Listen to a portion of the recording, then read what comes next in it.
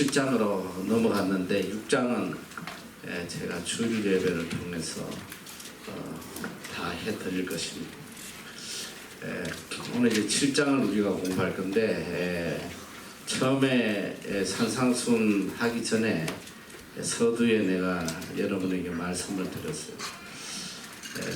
마태복음 5장은 천국의 새로운 기준이다. 천국의 새로운 기준. 그리고 둘째는 천국 시민의 새 생활. 천국 시민으로서 어떤 삶을 살아야 되냐. 그리고 오늘 7장은 바로 천국으로 가는 길. 우리가 어떻게 믿어야지 천국으로 가느냐. 굉장히 중요한 말씀이에요.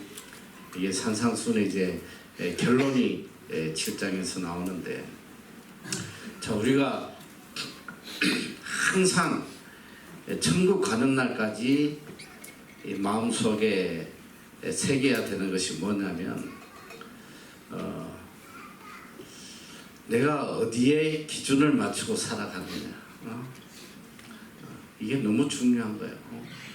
우리가 구원받은 하나님의 백성이면 우리의 삶의 모든 척도는 천국이 돼야 돼. 천국에 합당한 사람, 천국에 맞는 사람으로 우리 자신이 만들어져 가야 돼요. 자, 여러분 예를 들면, 자, 한국에 살려면 한국의 모든 제도나 법에 맞춰져야지만, 또 한국의 모든 습관에 맞춰져야지만 내가 삶이 편한 거야. 외국인들이 한국에 오면 굉장히 불편하잖아요. 불편한 게 얼마나 많겠어. 또 마찬가지야. 우리가 이 뉴질랜드 땅에 있는데, 뉴질랜드 땅에 오면 뉴질랜드의 모든 제도에 맞춰야 돼. 누가 가장 편안함과 행복함을 느끼냐? 뉴질랜드에 가장 익숙한 사람이 편한 거예요. 자, 쉽게 예를 들면, 자, 한국에 운전하는 습관을 가지고 뉴질랜드에서 운전을 한다면 어떻게 되겠어? 그거 바로 죽어. 차선이 반대잖아. 반대 차선으로 들어가면 뭐 죽는 거지, 뭐 사는 방법이 어디 있어요?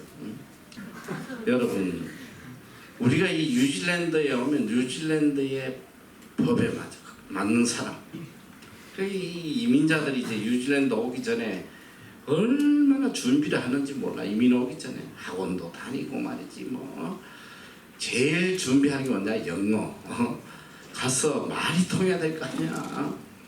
그러니까 열심히 영어 학원 다니고, 또 이 나라에 필요한 직업이 뭔지 해서 또 열심히 또 준비하고, 또 이 나라에 필요한 물건들을 뭘 사가야 되나 해서 그냥 올 때 막 바리바리 그냥 실어가지고 가져오고 그래요.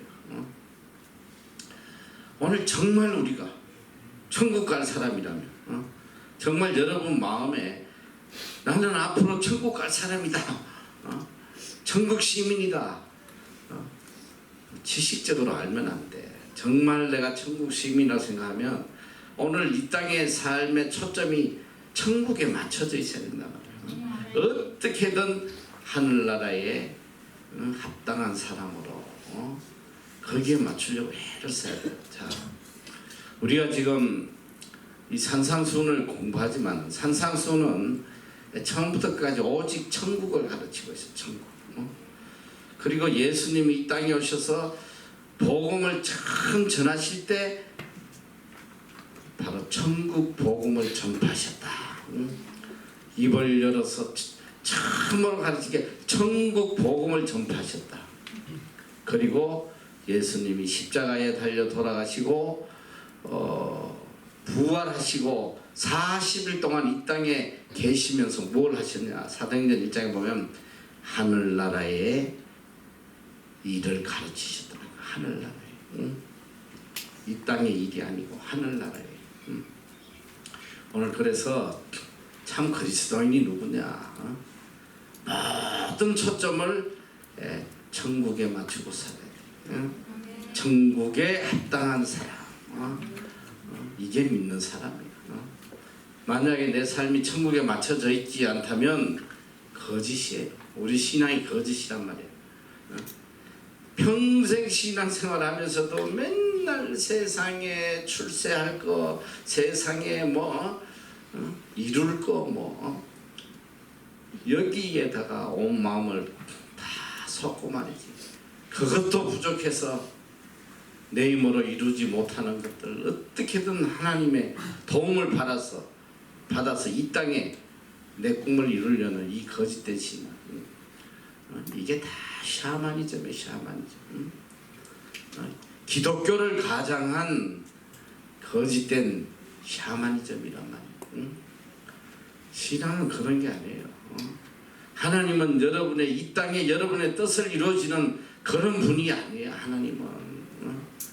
하나님은 우리를 어떻게든 온전하게 만들어서 하늘나라에 합당한 자로 만들려고 하시는 거예요. 그래서 많은 사건과 환경을 우리에게 부어주시면서 세상을 향하던 나의 욕심과 나의 정욕들을 다 잘라서 하나님의 성품으로 천국 시민의 기질로 바꿔나가시는 거예요. 이게 믿음이고 이게 신앙생활이에요.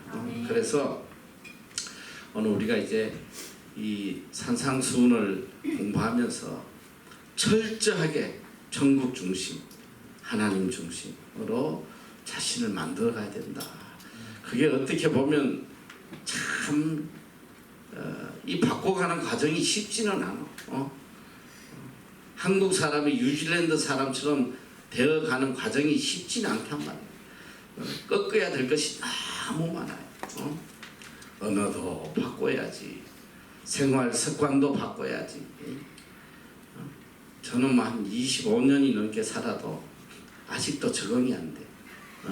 아직도 이 나라 인간하고 소통이 안 돼요. 언어만 소통이 안 되는 게 아니야. 이 감정이 소통이 안 돼. 한국적 관점에서 보면 진짜 밥맛 떨어져. 아무리 뭐 선물 사주고 맨날 밥 사주고 해도 지는 한 번도 안 사요. 이게 이 나라 문화야, 문화. 네가 좋아서 샀으면 그걸로 끝이지 뭘 말이 많어. 내가 예전에는 말이지 뭐 성탄절 되면 초콜릿하고 이 카드 써가지고 아는 놈 모르는 놈 막 그냥 우리 교사들하고 뭐 남의 학교에 있을 때도 막 수십 명에게 줬는데 나한테 카드 하나 보내면 한 명도 없더라. 완전히 떨어져요. 그리 또 뭐 바베큐 한다고 한번 초청을 해서 갔더니 이 나라는 초청하면 반드시 자기 먹을 고기를 가져가야 돼. 이게 이 나라 문화야. 너 대한민국이 얼마나 좋은지 알아? 대한민국이 좋은 건 아니야. 누가 너희들 바베큐를 해줘. 여기 AIC가 얼마나 좋은지 몰라. 수시로 바베큐 해줘. 수시로 피자 퍼먹여. 이런 데는 없어. 야, 그래야 초청을 받아서 갔더니 주지도 않아. 그래 하나 좀 달라고 막 애원을 해가지고 하나를 얻어 먹었어요. 남아간 게 아니라 한 3명이 갔어. 그러니까 좀 미안하잖아. 3조각을 얻어서 먹었는데 사람이 어떻게 한 조각으로 살 수가 있겠어? 그래서 또 한 조각 더 달라고 그랬더니 얼굴색을 싹 변해가지고 막 그렇게 기분 나빠할 수가 없어. 이게 이 문화가 다르니까. 우리 같으면 그냥 손님 오면 내가 안 먹어도 손님 먼저 주잖아. 근데 얘들 안 그래요. 이 나라 부부들 봐. 카드 같이 사용하는 부부 하나도 없어. 다 각자 카드 가지고 자기 관리, 자기 돈 자기가 관리하고 하는 거지. 이게 그러니까 이게 이 다른 문화에서 살아간다는 것은 참 불편하고 힘들어요. 쉽지가 않아. 자, 우리가 천국 시민으로서 행복하게 살아가려면 빨리 천국화돼야 돼. 우리가 하늘나라에 하나님의 말씀에 따라서 어떻게든 세상에 익숙해 있는 것들을 잘라내고 하나님 중심에 하나님 보시기에 합당한 그 사람으로 빨리 바꿔나가야 돼. 이게 우리를 향한 하나님의 뜻이란 말이야. 뭔 놈 그냥 신앙생활 해가지고 세상에 출세하고 성공하고 이걸 목적으로 신앙생활 한다면 이건 신앙생활이 아니야. 말이 그리스도인이지 이거는 샤머니즘이란 말이야. 교회도 마찬가지예요.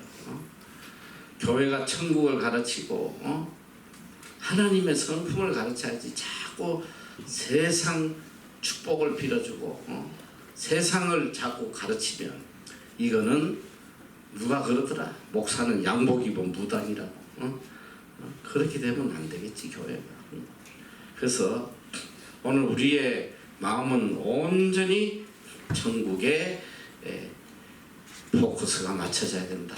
그리고 천국에 합당한 자로 하나하나 이제 세상에 익숙해 있던 것들을 잘라내고 바꿔서 나가야 돼요. 자, 그래서 오늘 이 천국으로 가는 길, 이게 전체 주제가 이제 천국으로 가는 길은 어떻게 살 때 천국으로 가느냐. 그래서 제일 중요한 게 뭐냐면 천국으로 가기 위해서는 영적 분별력이 있어야 된다. 영적 분별력. 이게 영적 분별력이 없으니까 이게 악령인지 성령인지도 모르고 이게 진리인지 거짓인지도 모르고 이게 바로 믿는 건지 잘못 믿는 건지도 모르고 미혹돼서 간단 말이에요. 참 슬픈 이야기지만 교회라고 해서 다 교회가 아니라는 거예요.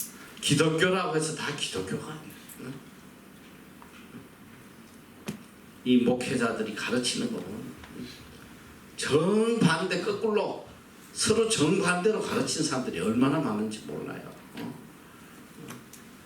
어떤 사람은 이게 진리라고 그러고 어떤 사람은 정반대가 진리라고 그러고 그래서 우리가 이 잘못된 길로 미혹을 받으면 일평생 영원토록 비참하게 되는 거예요.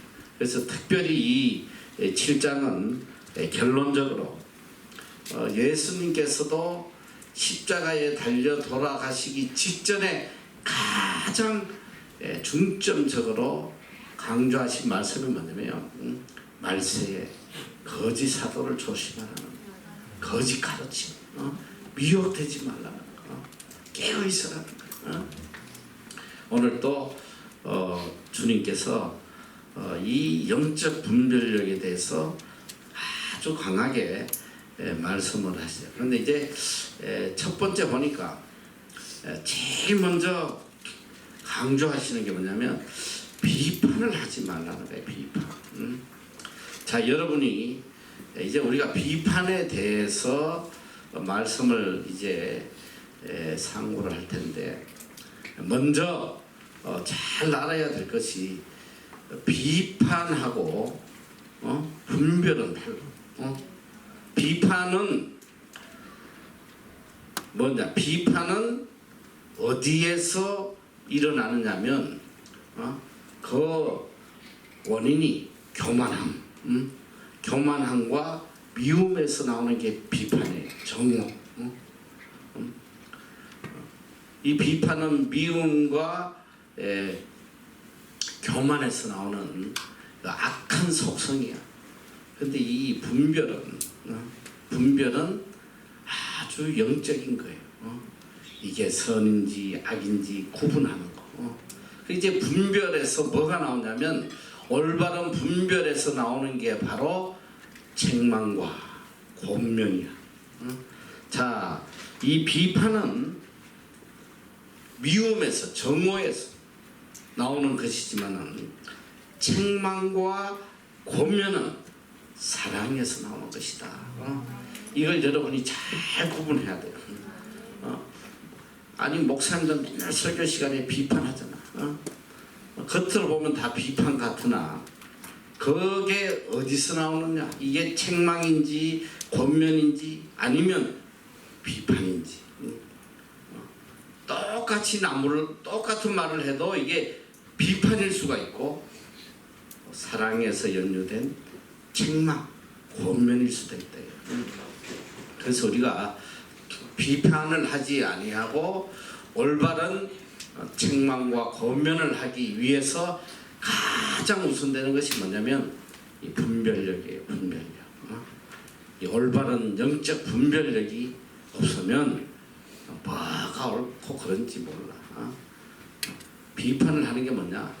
올바른 영적 분별력이 없기 때문에 비판한단 말이에요. 그걸 오늘 주님이 말씀을 통해서 책망을 하세요. 자, 비판을 받지 아니하려거든 비판하지 말아라.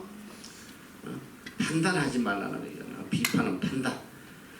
너희의 비판하는 그 비판으로 너희가 비판을 받을 것이요 너희의 헤아리는 그 헤아림으로 너희가 헤아림을 받을 것이니라. 어찌하여 형제의 눈 속에 있는 티는 보고 내 눈 속에 있는 들보는 깨닫지 못하느냐.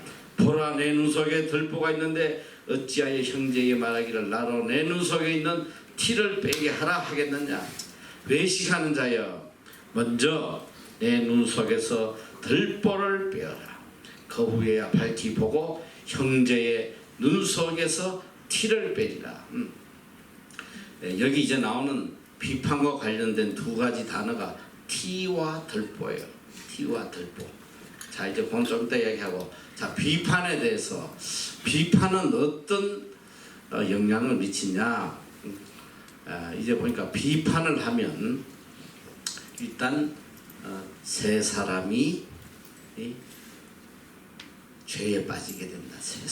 세 사람이 고통받게 돼요. 죄에 빠지게 된다. 자, 첫째는 이 비판을 하면 먼저 누가 죽냐? 내가 죽어. 내 자신을 죽이는 거예요. 그리고 둘째는 그 비판을 듣는 자를 파괴시키는 거예요. 그 사람을 파괴시켜요. 여러분, 이 비판 한마디가 이게 지금 원자 핵보다도 무섭다는 거 아니야? 이 비판하는 말 한마디가 이게 수천 마일 떨어져 있는 곳에 사람도 죽일 수 있다는 거야. 요새 보니까 뭐 연예인들 얼마나 많이 자살해요. 젊은 아이들이 안타깝게. 그게 악플 아니야, 악플. 악플이 다름 아니라 비판이야. 그 말 한마디가 비수에 꼽히는 거야. 가슴에 비수로 꼽혀. 평생 그것 때문에 죽어가는 그 말 한마디 때문에. 그만큼 이 비판이 무서운 거예요. 그래서 주님은 비판하지 말라. 이게 살인이야, 살인. 듣는 자를 파괴시키고, 그리고 또 한 사람은 누구냐? 비판을 같이 듣고 있는 사람도 또 같이 파괴된다. 그래서 이 비판 때문에 가정이 무너지고 인간관계가 파괴되고 가족이 해체되고 교회도 무너지고 서로 비판하면 결론이 뭐냐? 파괴야, 파괴. 비판은 파괴. 다 죽는 거야.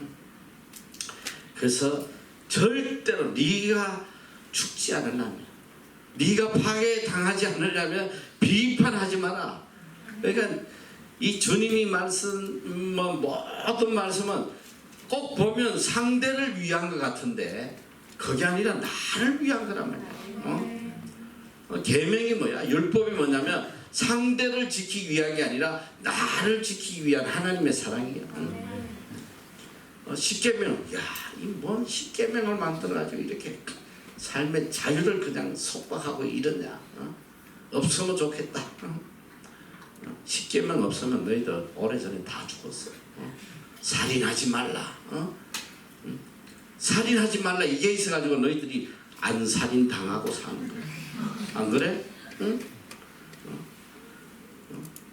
도적질하지 말라.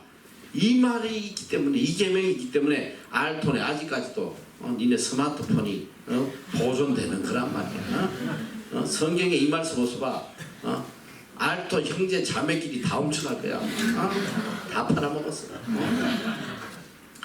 모든 율법은 모든 계명은 나를 지키시고 나를 복되게 하시고 나를 평안하게 살게 위해 주시는 하나님의 은혜라는 거예요. 첫째, 비판하지 마라.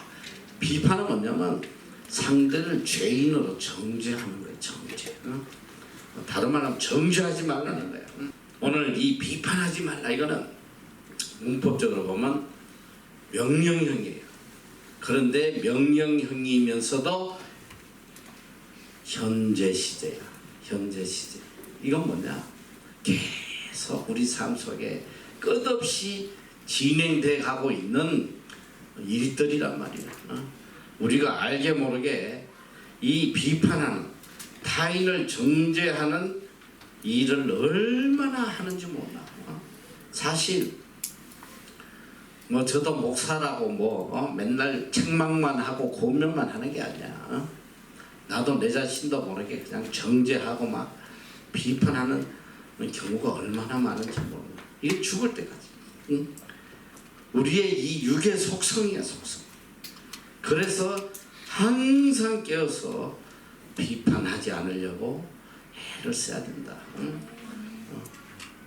내가 가만 보면 나는 절대 일반 기성 목회를 못해. 어른들 데리고 내가 하도 비판을 잘해가지고 바로 쫓겨날 거야. 장로님이 끌어낼 거야. 아니면 권사가 끌어내도 못해. 근데 여기는 내가 아마 비판해도 나를 끌어낼 사람이 없어. 그래서 너무 감사해.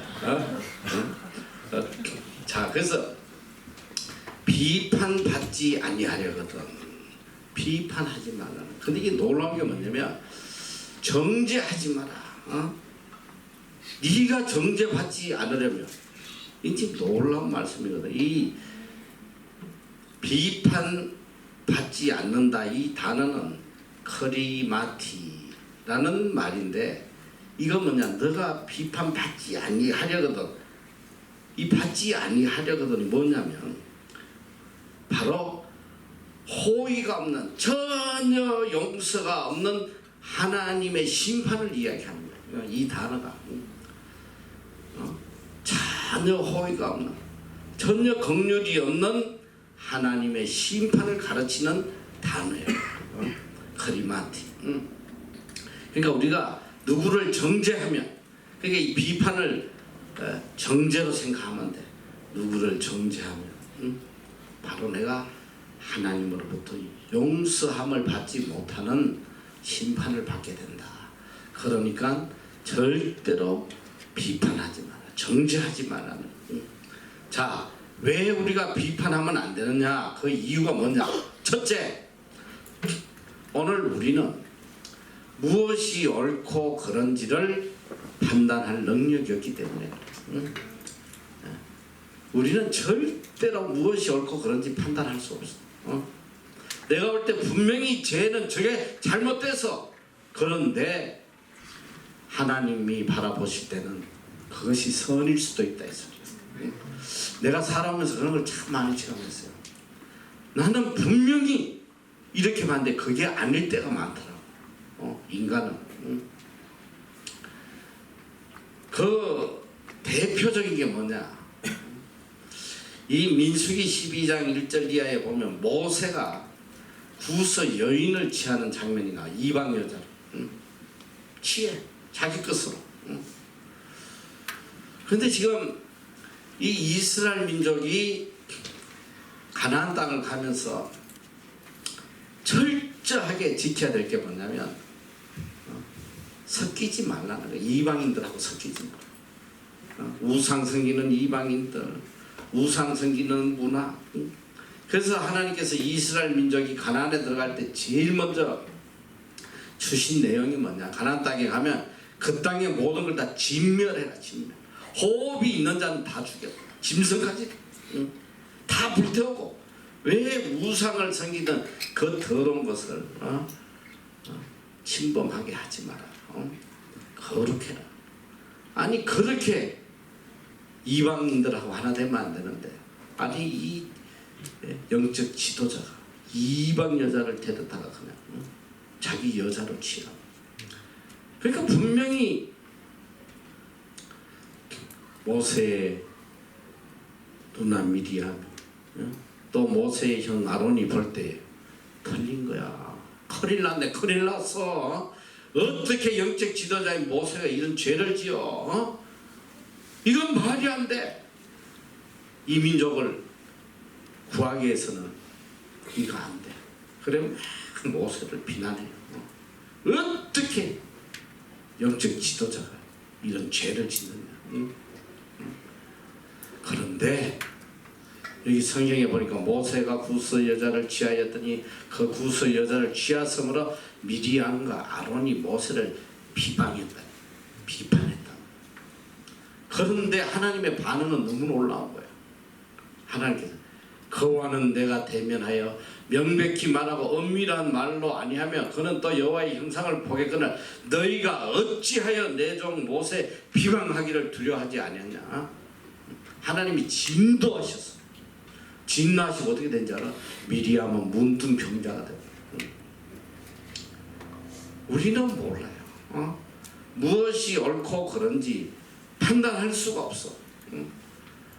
살아가다 보면 막 이게 옳다 저게 옳다 막 싸움 박질 하는데 가만 들어보면 이 사람 말 들어보면 이 사람 말이 맞는 것 같아. 또 이 사람 말 들어보면 또 이 사람 말이 맞는 것 같아. 어떤 게 선인지 우리는 판단할 능력이 없단 말이에요. 그래서 하나님께서 너희는 절대 비판의 삶. 너희들은 이 판단하는 자가 아니다. 너희들 심판자가 아니야. 이제 좀 뒤에 나오지만 야고보서 보면 오직 하나님만이 심판자야. 하나님만이 판단할 수 있어. 그래서 비판하지 마라. 비판은 어디에서 나온다? 교만과 미움에서 나오는 거야. 그러나 이제 우리가 보면 참 믿음의 형제들에게 잘못된 것을 권면하고 안타까워서 어떻게든 바르게 잡아주려고 책망하고 이거는 비판이 아니야. 그걸 잘 구분해야 된다. 자, 그리고 우리가 비판하면 어떻게 되냐? 오늘 말씀대로 2절 너희의 비판하는 그 비판으로 너희가 비판을 받을 것이요 너희의 헤아리는 그 헤아림으로 너희가 헤아림을 받을 것이다. 우리가 하나님의 심판을 받게 돼. 그래서 로마서 2장 1절에서 3절 말씀 다 같이 한번 읽어보자. 시작.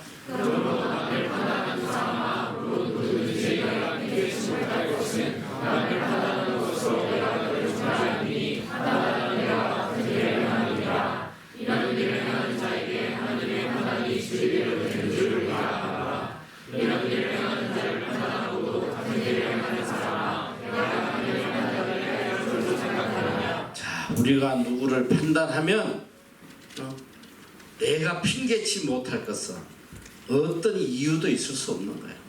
우리가 누굴 판단하면 그게 바로 내가 나를 정죄하는 것이 된다. 얼마나 무서운 말씀. 그리고 그 다음에 하나님의 판단을 피할 수가 없다. 그러므로 절대로 판단하지 마라. 로마서 14장 10절에도 내가 어찌하여 내 형제를 판단하느냐 어찌하여 내 형제를 업신여기느냐 우리가 다 하나님의 심판대 앞에 서리라. 그리고 야고보서 4장 11절 12절 형제들아 피차에 비방하지 말라. 형제를 비방하는 자나 형제를 판단하는 자는 곧 율법을 비방하고 율법을 판단하는 것이다. 너가 만일 율법을 판단하면 율법의 준행자가 아니요 재판자로다. 입법자와 재판자는 오직 하나이시니 능히 구원하기도 하시며 멸하기도 하시느니라. 너는 누구간데 이웃을 판단하냐? 하나님만이 입법자요 하나님만이 재판자요. 하나님만이 준행자다. 율법의 준행자다. 어느 누구도 심판자가 되어서는 안 된다. 자, 여기 이제 어찌하여 형제의 눈 속에 있는 티는 보고 내 눈 속에 있는 들보는 깨닫지 못하느냐. 보라, 내 눈 속에 들보가 있는데 어찌하여 형제에게 말하기를 나도 내 눈 속에 있는 티를 빼게 하라 하겠느냐. 외식하는 자여, 먼저 내 눈 속에서 들보를 빼어라. 그 후에야 밝히 보고 형제의 눈 속에 티를 빼리라. 자, 여기 참 중요한 말씀. 이제 이 비판하는 자의 특징이 뭐냐면, 자, 남의 눈에 티를 본다는 거야. 티. 이 티는 여기서 이제 눈 속의 티라는 거는 이 눈 속의 티라는 건 단순히 어떤 육체의 눈 안에 있는 티를 보고 빼라는 그런 뜻이 아니고, 이것은 비유적으로 사람의 영혼과 전 인격을 눈으로 표시하는 거예요.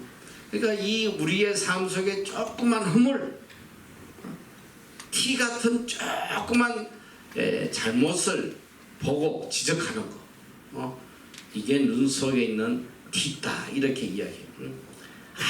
아주 작은 이 티가 뭐냐, 이 뭐 그냥 가시 같은, 지푸라기 같은, 이 작은 모래알 같은 요런 조그만 잘못을 가지고 비난하고 정죄하고 이를 이야기해요. 자, 그 반대로, 야, 네가 형제의 눈 속에 있는 티를 빼라고 이야기하는데 네 눈에는 보니까 들보가 있다. 들보.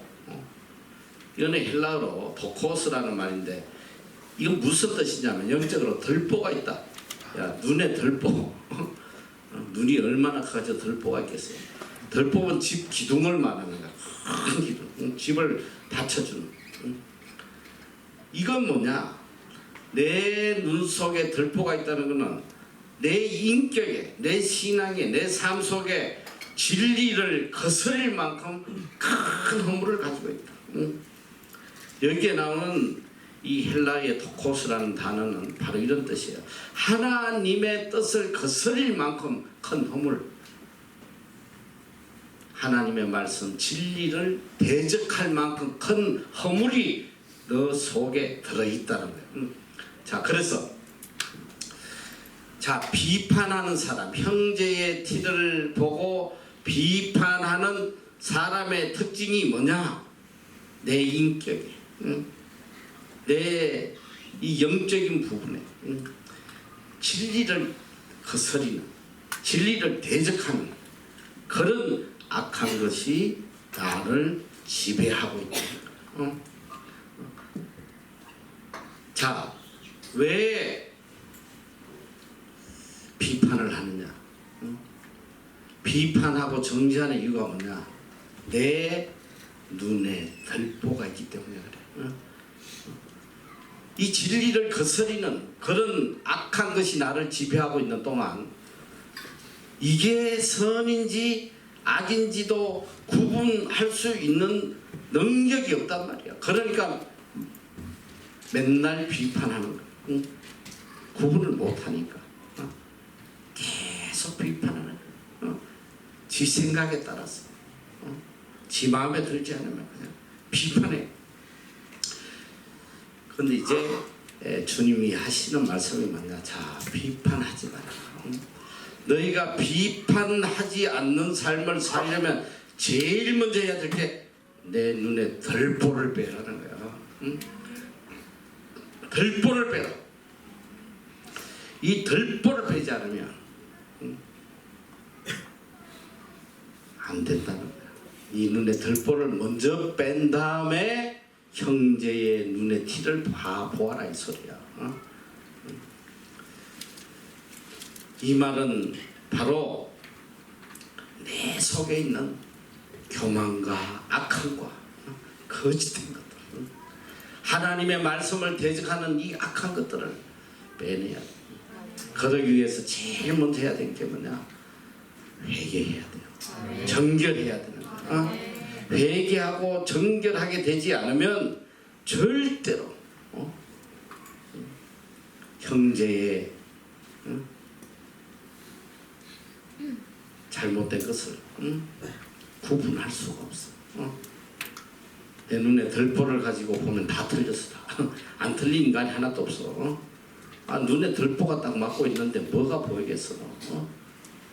자, 그래서 우리가 이 내 눈에 들보를 빼는 길은 바로 말씀과 회개, 말씀으로 새롭게 거듭나는 삶이 돼야 된다. 이건 다른 말로 성령으로 거듭나야 돼. 성령.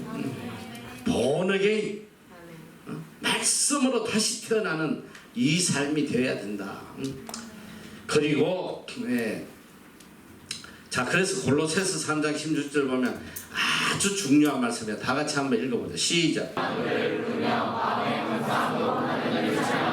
자, 보니까 첫째로 이 들보가 없는 온전한 삶을 살려면 그리스도의 말씀이 너희 속에 풍성히 거해야 돼. 오직 하나님의 말씀으로 거듭나고 모든 지혜로 피차 가르치며 비판 대신 피차 가르친다. 이게 뭐냐? 권면하고 책망하고 바른 길로 가도록 말씀이 들어오면 비판이 나오지 않고 권면이 나오고 책망이 나오고 서로 가르친다. 피차 가르치고 권면하고 시와 참미와 실정한 노래를 부르며 마음의 감사함으로 하나님을 찬양하고 이런 사람은 항상 하나님을 찬양해.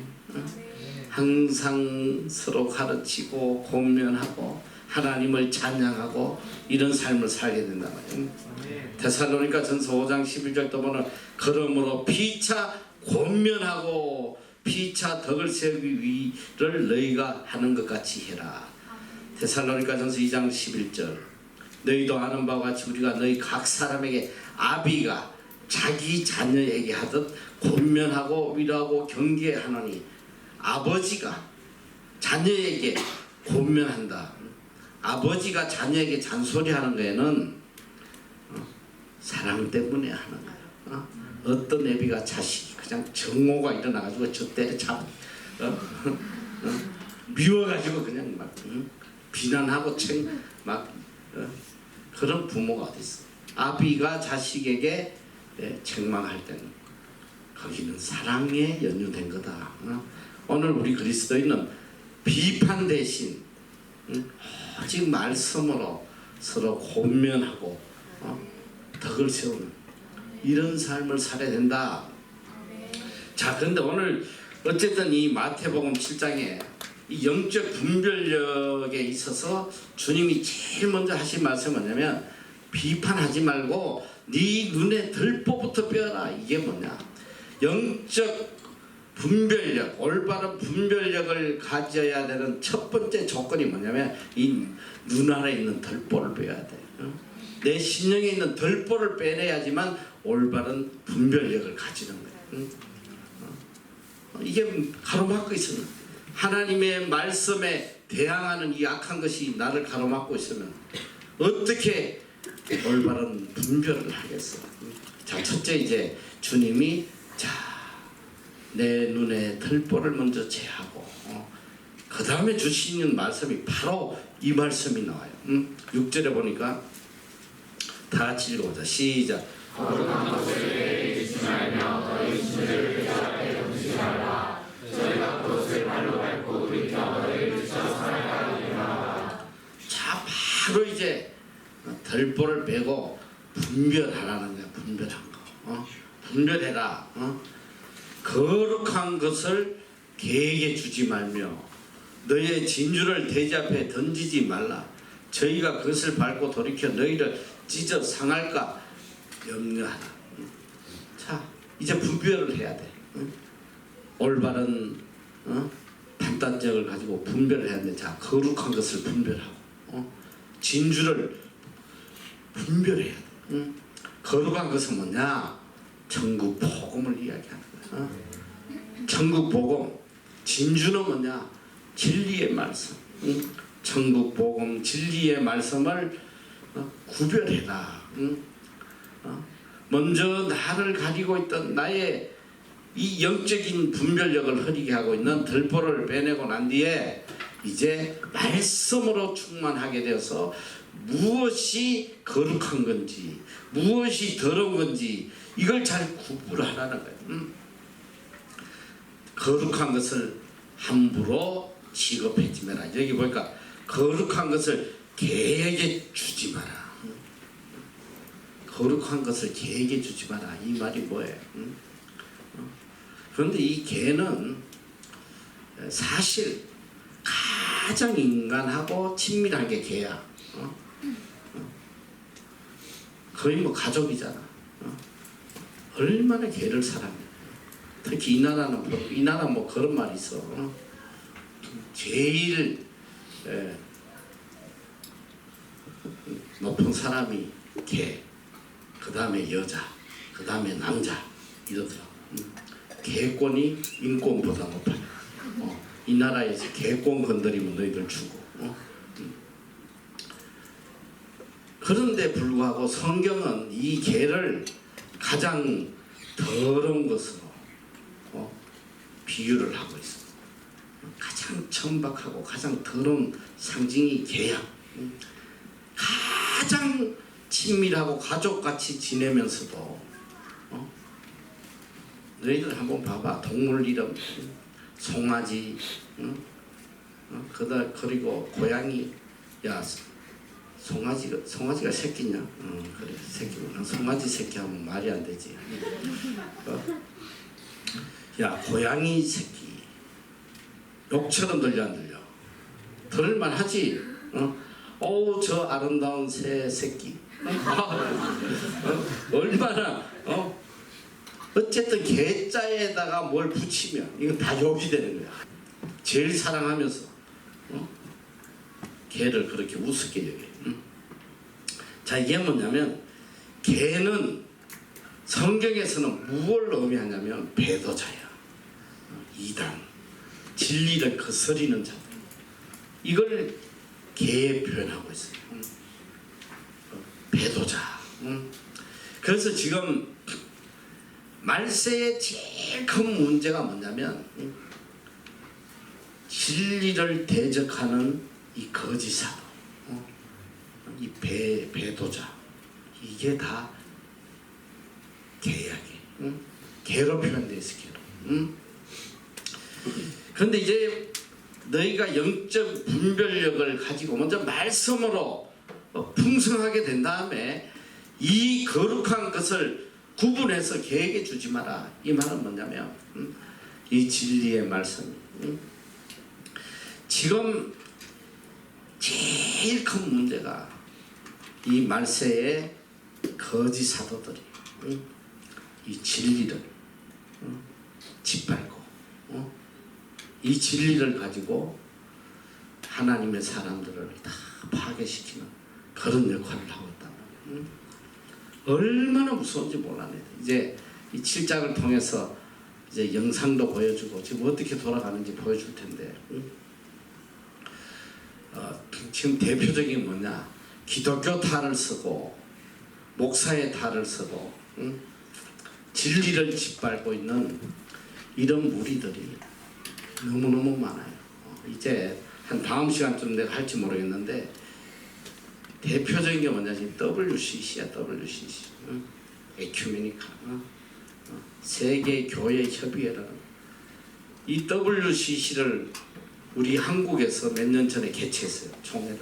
이게 종교 올림픽이야. 이게 뭐냐면 종교 연합주의야. 다 우리 하나 되자, 하나 되자.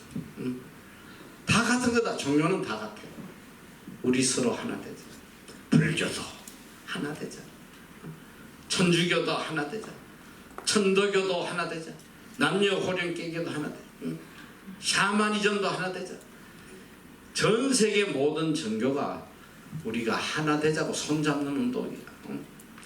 진리를 짓밟고.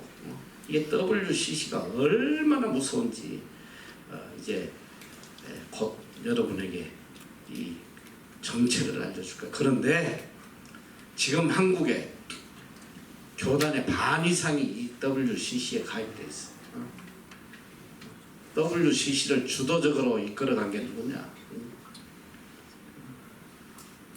대한예수교 장로회 통합청이야.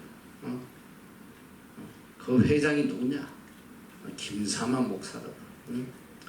정말 무서운 거야 지금.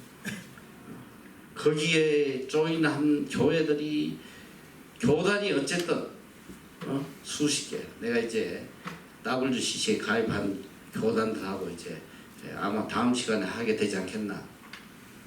지금 이 성경은 우리가 이 거룩한 것을 개에게 줘서 이 진리를 가지고 짓밟고 그걸로 하나님의 자녀들을 미혹하고 파괴시키고, 지금 이 영적 미혹이 상상할 수가 없어요. 상상. 그러니까 정신 차리지 않으면 왜 우리가 그렇게 말씀 읽어 말씀 떠나면 죽는다는 게 말씀이 없기 때문에 다 미혹되는 거예요. 분별력이 없거든.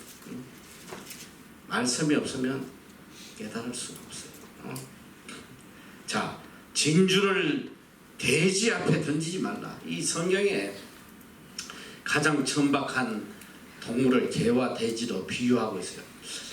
이 돼지도 마찬가지로 성경에 부정한 동물로 취급해요. 그래서 이스라엘 사람들은 돼지 고기를 먹지 않아. 못 먹게 돼 있어 성경에.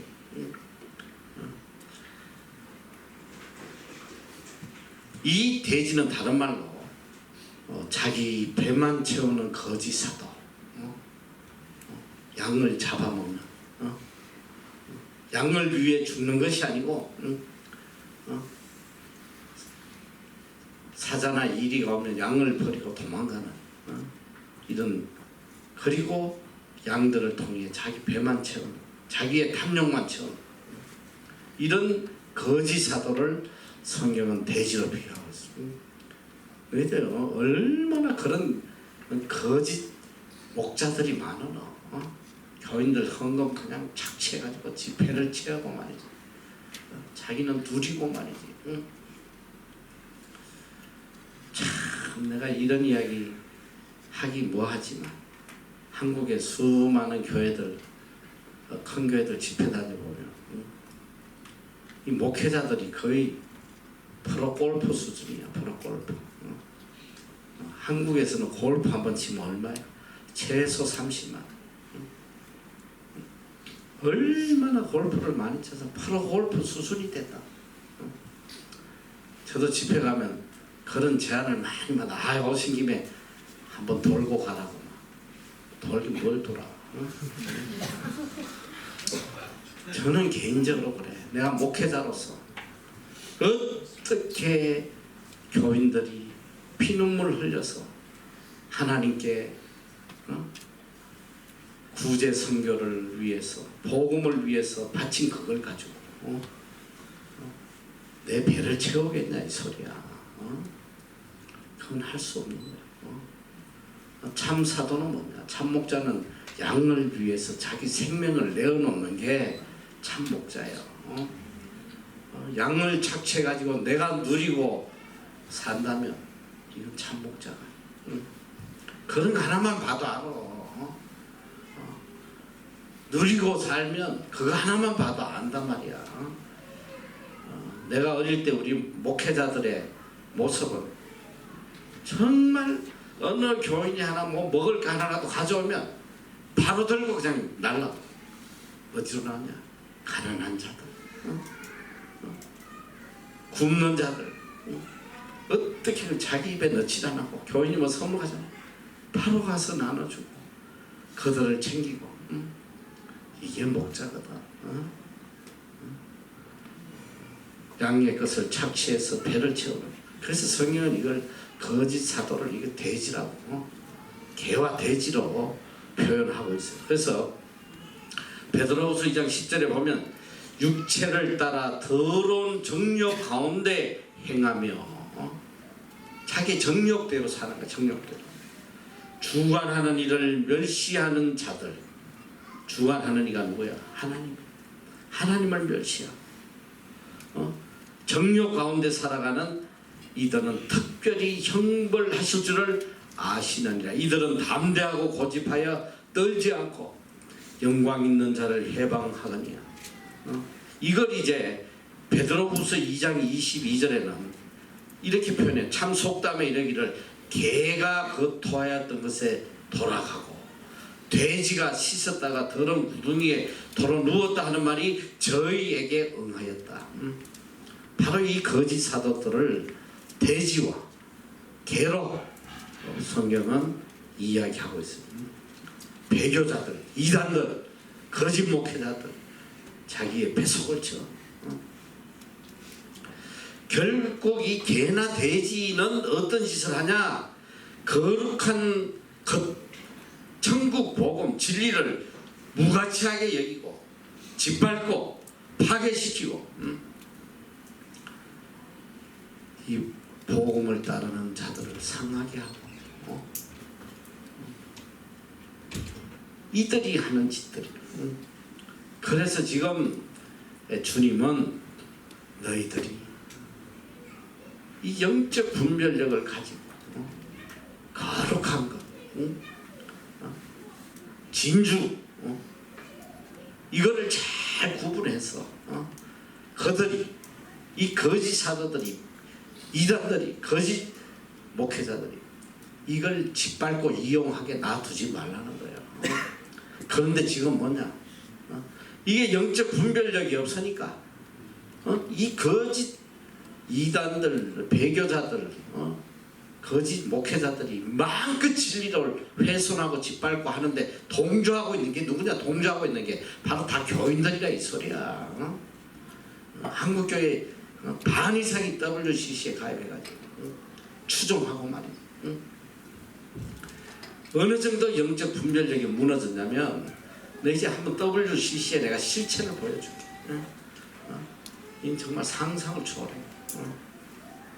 그런데 한국 교회들이 반 이상이 다 추종하고 있어. 이제 곧 보여줄 거야. WCC에 대해서.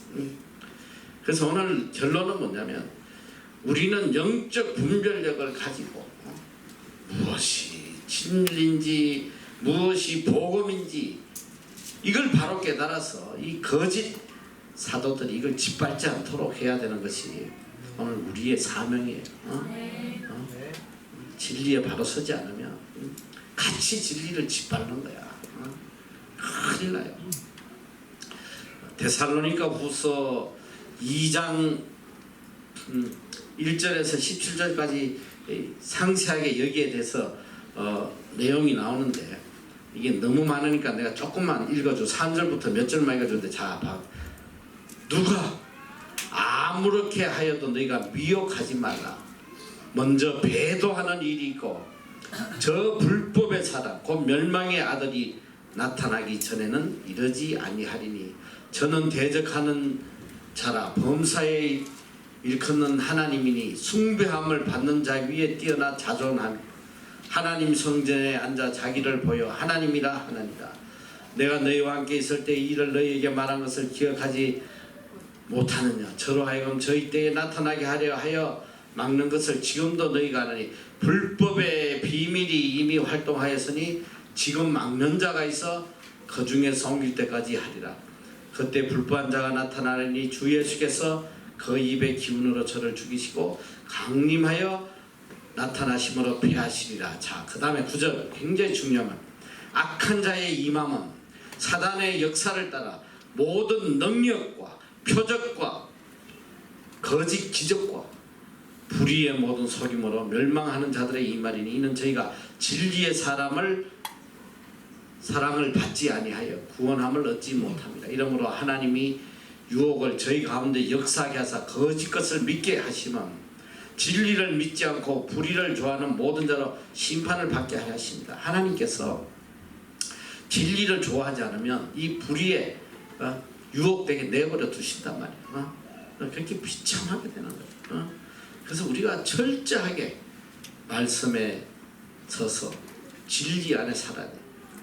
모든 능력과 표적, 기적 이런 걸로 미혹을 한단 말이야.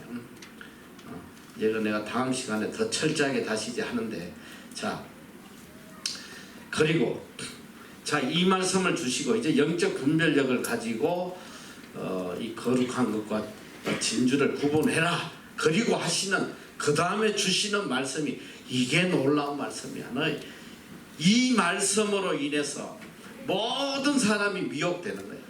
거짓 사도들이 가장 좋아하고 가장 잘 인용하는 말씀. 자 7절부터 11절까지 한번 크게 읽어봐. 시작. 그러면 너희에게 주실 것이요 찾으라 그러면 찾을 것이요 문을 들으라 그러면 너희에게 열릴 것이니 구하는 이마다 얻을 것이요 찾는 이가 찾을 것이요 들으는 이에게 열릴 것이니라. 너희 중에 누가 아들이 떡을 달라 하면 돌을 주며 생선을 달라 하면 뱀을 줄 사람이 있겠느냐. 너희가 악한 자라도 좋은 것으로 자식에게 줄 줄 알거든 하물며 하늘에 계신 너희 아버지께서 구하는 자에게 좋은 것으로 주시지 않겠느냐. 자 지금까지 쭉 오신 말씀이 뭐야? 말씀으로 충만했어. 진리에 굳게 섰어. 응? 거룩한 것 잘 구분하고 진리를 파괴되지 않도록 너희들이 살으라 하시면서 바로 구하라는 말씀이 나와. 자 너희들이 이 말씀은 모르는 사람이 없잖아. 교회마다 구하라 그리하면 주실 것이요 신년 축복 대성에 구하라 얻을 것이다 막 그러니까 미십니까? 왜 아멘 안 해? 너희들 이 축복 대성에 가면 이게 주제야. 주제. 이 말씀이 구하라 그럼 주실 것이다. 구하란 말이야. 물질도 구하고 자식도 구하고 성공도 구하고 구해. 안 구해서 안 주시는 거야. 안 구해서. 이런 설정 막 아멘하고 난리 나요. 구하라 그러면 너희에게 주실 것이다. 구하란 말이야. 구해. 뭘 구해? 다 구해. 니네가 원하는 거 다 구하란 말이야. 하나님께. 그럼 주셔. 자 찾으라 그러면 찾을 것이요 두드리라 그러면 너희에게 열릴 것이다. 구하는 이마다 얻을 것이고 찾는 이가 찾으게 두드리게 열릴 것이다. 그래 가지고 구하는 거야. 주야 주시옵소서. 하다 안 되니까 막 그냥 금식 기도를 올라가지고 막 40일씩 금식하고 그냥 바로 죽어버려.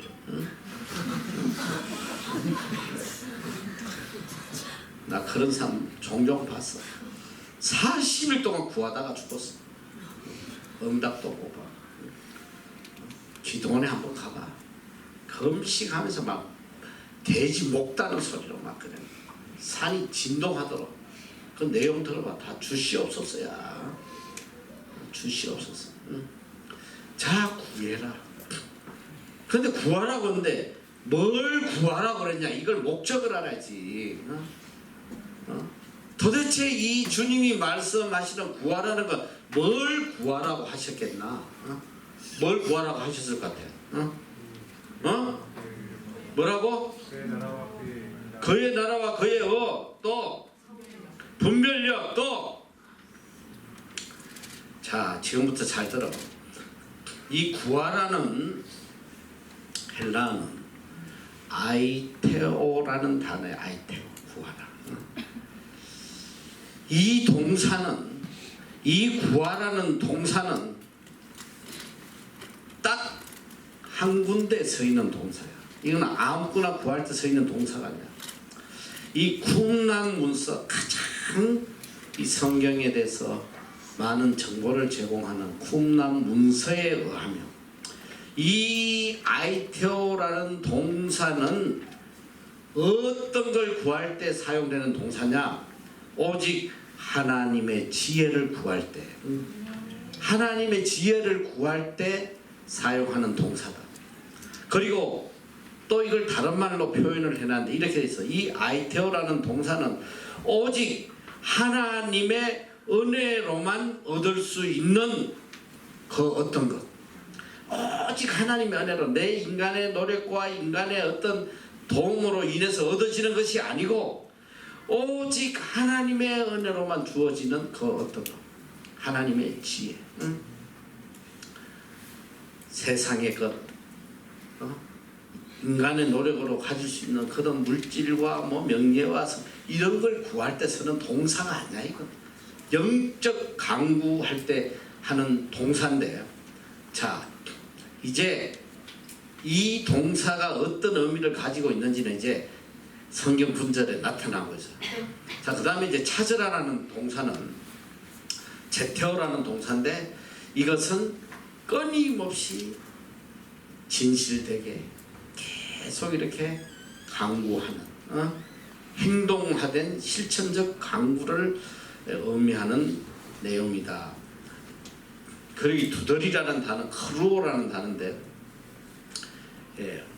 단번에 응답이 되지 않더라도 계속적으로 하나님께 간구하는, 포기하고 절망하지 아니하고 하나님을 끝까지 신뢰하고 구하는 그 내 단어를 두드리라 이렇게 표현하고 있어요. 자, 그래서 예레미야 29장 12절 13절에도 우리가 하나님께 부르짖을 때 어떻게 부르짖어야 되냐, 다 같이 한번 읽어보자. 시작.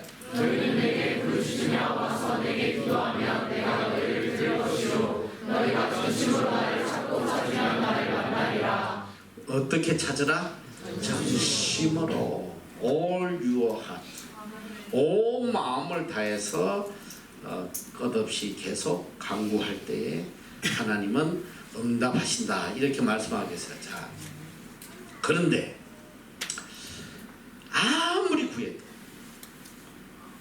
응답을 받지 못하는 기도, 그걸 또 성경은 기록하고 있어요. 자, 야고보서 4장 2절에서 3절 한번 읽어보자. 시작. 너희가 의심하여도 지옥하고 살인하며 시기하여도 능히 취하지 못하나니 너희가 다투고 싸우는도다. 너희가 얻지 못하는 구하지 아니하며 구하여도 받지 못하면 정욕으로 쓰려고 잘못 구함이니라. 구하여도 받지 못하면 정욕으로 쓰려고 잘못 구한다.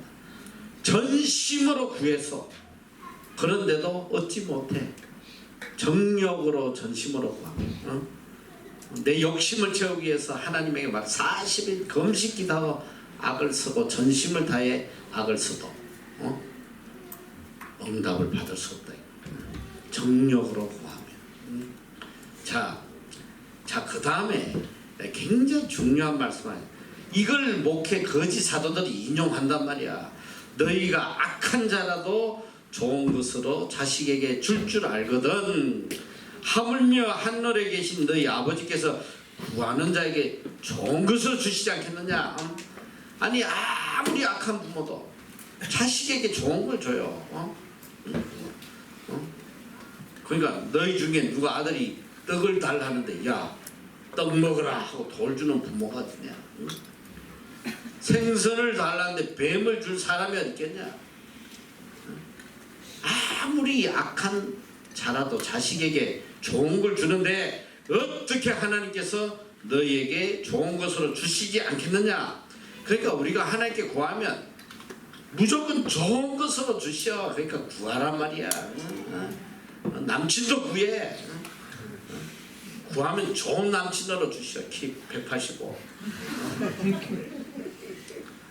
눈알도 부리부리하고 코도 우뚝 서고 새알톤이 하나 있던데.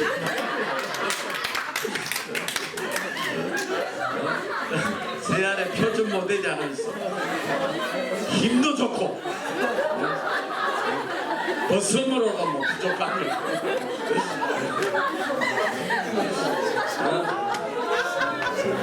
야, 기도하란 말이야. 남친을 위해 기도해. 좋은 것으로 채워주실 거야. 할렐루야. 왜 아멘 안 하는 거야? 새알톤에 있다는 거야. 자, 이 거짓 사도들이 이걸 가지고 얼마나 미혹하는지 몰라. 나도 어릴 때 수도 없이 들은 거야. 특히 이 집회할 때 막 축복 성리하고 할 때 우와 주실 것이요 하나님이 좋은 것을 주신다고 그러지 않냐. 차도 말이야 시시하게 폰이 같은 거 안 주시야. 구슬은 주셔야지. 좋은 것으로 주실 거야. 좋은 거. 자식들 대학 아무데나 따라지. 그런데 안 보내주셔. 좋은 대학으로 주셔. 그러면 할렐루야 막 난리도 아니야. 난리도. 자, 잘 보란 말이야. 도대체 what is 좋은 거? 자, what is 좋은 거? 좋은 것이 뭐야? 자, 이야기해봐. 좋은 것이 뭐야? 솔직히 이야기해봐. 좋은 게 뭐야? 어? 그건 좀 너무 외식적인 거 아니야? 너희 속에 진실을 이야기하란 말이야. 진실을. 지식적인 거 이야기하지 말고. 너희 속에 지금 좋은 게 뭐야? 185? 솔직히 이야기해봐. 좋은 게 뭐야? 돈이잖아. 좋은 대학, 좋은 직장, 예쁜 여친, 185 남친. 솔직히 좀 이야기해봐. 솔직히. 좋은 거 받고 싶잖아. 솔직히 하나님이 주시면 좋겠다. 그런 마음이 가득 차 있잖아. 주님도 말씀하셔서 구하라는 거야. 구해. 구하면 하나님이 좋은 것으로 주셔. 이걸 갖고 얼마나 목사들이 사기치고 한다는 거야.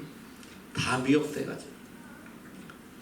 지금 뭐야 이게? 직장이 뭐야? 영적 분별력을 가르치면서 너희들 미혹당하지 말고 진리를 지키고 거룩한 거 지키고 이걸 지키기 위해서 구하라는 거야. 구해. 뭘 구하라는 거야? 영적 분별력을 구하고 하나님의 지혜를 구하고 그런데 이 좋은 것을 분명하게 알려주는 성경 구절이 있어. 지금 똑같은 구절이야. 지금 우리가 이건 똑같은 구절인데 누가복음에서는 누가는 이걸 어떻게 기록했냐. 자, 누가복음 11장 13절 다 같이 시작. 너희가 갈지라도 좋은 것을 자식에게 줄 줄 알거든 너희 전부께서 구하는 자에게 성령을 주시지 않겠느냐. 뭘 주신다? 성령. 똑같은 구절이. 구하라. 그러면 주실 것이다. 악한 자라도 자식에게 좋은 걸 주는데 너희 아버지께서 하나님 아버지께서 좋은 것을 주시지 않겠냐. 이 좋은 것을 뭐라고 기록되어 있어? 성령이란 말이야. 성령을 구하라는 거야. 성령을. 이 혼탁한 시대에 진리를 찾고 거룩한 것을 지키고 천국 복음을 지키기 위해서 성령을 구하라. 성령을.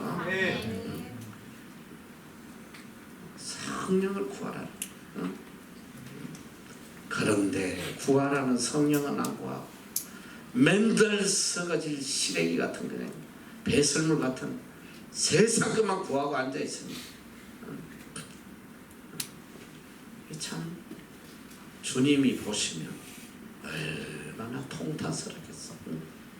교회마다 그냥 철야기도 하면서 밤새도록 울부짖는 게 뭐야 이게 다. 성령 구하라는데 성령은 안 구하고 맨날 세상 것들 썩어질 것들. 오늘 우리는 정말 영적 분별력을 가져야 돼요. 영원한 것, 신령한 것, 썩지 않을 것. 너무너무 간절하게 구해야 돼. 특히 이 시대에 영적으로 완전히 무너진 시대. 정말 너무너무 안타까워. 성경이 왜곡되고 거짓되게 이용되고 무사람들이 자기의 정욕을 채우려고 하나님을 찾는 이 시대가 되어버렸어. 이게 얼마나 슬픈 소리야. 하나님은 우리에게 영원 무궁한 정말 상상할 수 없는 이 천국을 마련하시고 이 천국의 후사로 천국을 유업을 받을 자로 천국에서 영원히 왕으로 누릴 자로 이런 존귀한 자로 만들어 가시려고 계속 말씀을 통해서 우리를 새롭게 해가시는 맨날 하나님 앞에 서거질 없어질 헛된 세상에 그 구하고 앉아있고 세상의 것에 가치 두고 말이지 그것 때문에 그냥 일평생 타락을 하고 세상 것 잡아보려고 눈물 흘리고 밤잠 못 자고 이게 어디 그리스도인이야. 참 우리가 정신 차려야 돼. 지금 소위 말하는 교회, 오늘날 교회 모습은 성경이 말하는 그런 교회가 아니지. 교회가 아니라 이 소리야. 내가 이게 지금 비판하는 게 아니야 지금. 여러분에게 분별력을 가지도록 권면하는 거예요. 적어도 내가 여러분에게 이야기한 것 같은데 내가 어릴 때 봤던 그런 교회의 모습은 지금 이 땅에 존재하지 않아 지금. 복음이 처음 들어왔을 때 저는 두고두고 살아가면서 우리나라 복음은 물론 뭐 영국 제임스가 제일 먼저 복음을 들고 왔지만 토마스 제임스 그러나 실질적으로 우리에게 가장 큰 영향을 미친 선교사들은 다 미국에서 왔어요. 6.25 전쟁이 끝나고 난 뒤에 아무 소망이 없는 우리 땅에 와서 이들이 빵을 주고 복음을 가르치고 내 어릴 때 기억이 생생해. 참 이 말마다 미국 선교사들이 얼마나 많은지 몰라. 내가 다닌 중학교도 미국 선교사가 세운 학교예요. 그리고 이분들이 이제 한국말을 배워서 이 어머니 따라서 어릴 때 교회를 가보면 한국말로 이렇게 설교를 해요. 아직도 기억이 생생해. 좀 어설프긴 해도 다 알아듣게. 내가 어린애인데도 다 알아듣게. 또박또박 한국말로 설교를 하고. 내가 너무 감사한 것은 뭐냐면 그래도 미국 선교사들이 우리 땅에 와서 바른 진리를 가르쳤다. 진짜 바른 진리를 가르쳤어. 나는 어릴 때 우리 한국 교회의 모습을 보면 이게 바로 초대교회의 모습이야. 얼마나 예배를 삼아. 그 한겨울에 이야 막 영하 20도 막 매일 집회가 있어요. 교회마다 집회들이. 그런데 인산인해로 사람들이 몰렸는데 집회할 때 예배당에 들어갈 수가 없으니까 전부 다 예배당 문 앞에 가마니를 깔고 앉아가지고 그 추운 겨울에 그때는 예배도 한번 드리면 보통 밤새도록이야. 밤새도록. 저녁에 뭐 시작하면 거의 밤새도록. 그리고 매일 밤 교회라는 교회는 철야하는 사람들로 미어터졌어요. 밤새도록 자복하고 통일하고 그렇게 먹을 것이 없고 소망이 없고 그런 처절한 삶을 살아가면서도 우리 부모님 시대에 그리스도인들은 세상 거 구하는 사람을 내가 못 봤어. 전부 다 자복하고 자기 죄를 자복하고 어떻게든 주님의 성품을 닮아보려고 발버둥치고 그리고 그분들은 주님이 주신 지상 명령을 자기 생명처럼 해요. 틈만 나면 복음전. 저도 우리 어머니를 잊지 못하는 게 우리는 그 어려운 시대에서도 가장 어렵게 살았어요. 단칸방에서 10식구가 끼니를 제대로 이을 수도 없고 너무 비참하죠. 근데 어릴 때 기억해 보면 우리 어머니가 한 4km 떨어진 산골에 교회를 개척했어. 그때 뭐 교회도 없고 어느 집에서 이렇게 가정 예배를 드리는데 어릴 때 따라간 기억이 나. 기억이 어떤 게 나? 너무 추웠다는 거. 너무 추운 거야. 그때는 가로등도 없고 차도 없고 하니까 그 허벌판에 막 그렇게 매서운 바람이 부는데도 우리 어머니가 보면 늘 이렇게 머리에 이렇게 떡을 해가지고 머리에 이고 흰니끼를 밤마다 가서 그들에게 떡을 나눠주고 복음을 전하고 그랬는데 오래전도 아니고 뭐 한 10년 정도 더 됐나 잘 모르겠네요. 제가 여기서 울산에서 온 애도 있을 거예요. 울산에 가면 그 방어진 제일교라고 있어요. 굉장히 크더라. 교회가 큰 교회.